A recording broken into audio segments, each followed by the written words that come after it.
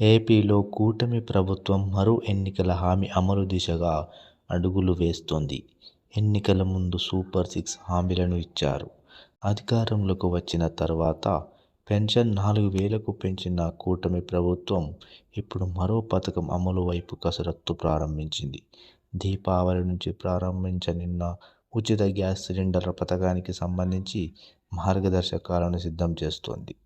Super six హామీల్లో భాగంగా ప్రతి ఏటా 3 ఉచిత గ్యాస్ సిలిండర్లను ఇస్తామని ఎన్నికల సమయంలో చంద్రబాబు హామీ ఇచ్చారు. దీపావళి నుంచి ఈ పథకాన్ని ప్రారంభించనున్నట్లు ముఖ్యమంత్రి ప్రకటించారు.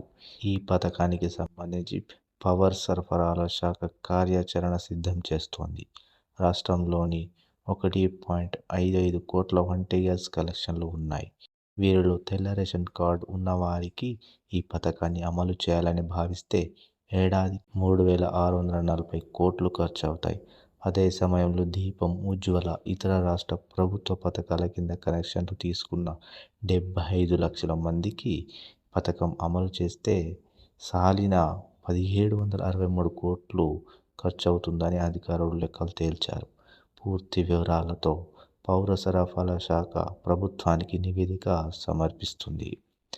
నివేదికపైన మంత్రుల కమిటీ సమావేశమై ప్రభుత్వానికి అమలుకు సంబంధించి సిఫార్సులు చేయనుంది.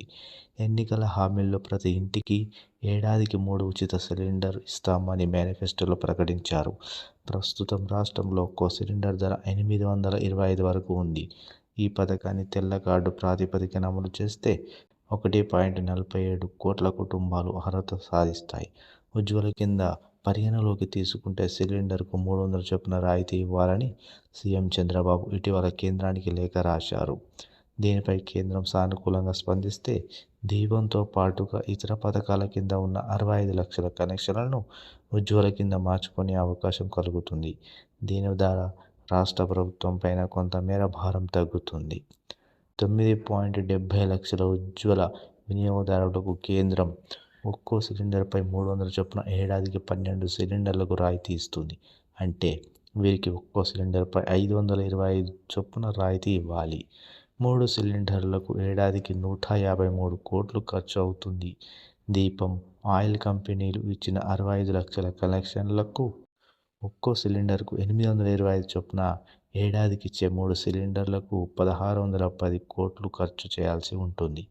దీంతో ఈ పథకం అమలుకు సంబంధించి వచ్చే వారం మార్గదర్శకాలను విడుదల చేసేందుకు ప్రభుత్వం సమాయత్తం అవుతోంది.